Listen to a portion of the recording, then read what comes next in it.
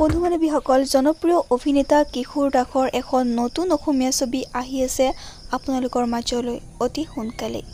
ছবিখনৰ নাম হৈছে অমিতাভ। এই ছবিখনৰ কাহিনী আৰু পৰিচালনা কৰিছে দিৱস দৰ্শনে। দাদা তুমি দুষ্ট বৰ ছবিখনৰ পিছতে কিশোৰ দাসৰ অন্তিমখন ছবি আপোনালোকে এইবাৰ ছবিগৃহত চাবলৈ পাব। যদিও আমাৰ মাজত কিশোৰ নাই, কিন্তু কিশোৰক আমি জীয়াই ৰাখিবই লাগিব। আপোনালোকৰ গাঁওখন কিন্তু বেছ সুন্দৰ দেই।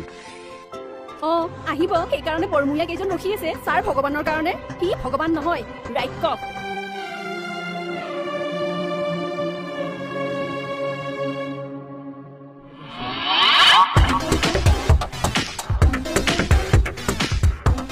কিশোৰ দাসৰে আহিবলগীয়া নতুন ছবিখনে শুভ মুক্তি লাভ কৰিব অহা 19 আগষ্ট তাৰিখে অসমৰ সকলোবোৰ চিনেমা হলতে। কিশোৰ দাসৰ পৰিয়ালবৰ্গৰ এটাই অনুৰোধ, কিশোৰ দাসৰ স্মৃতি জীয়াই ৰাখিবৰ বাবে যাতে আপোনালোকে সকলোৱে ছবিখন চাবলৈ ছবিগৃহলৈ আহে।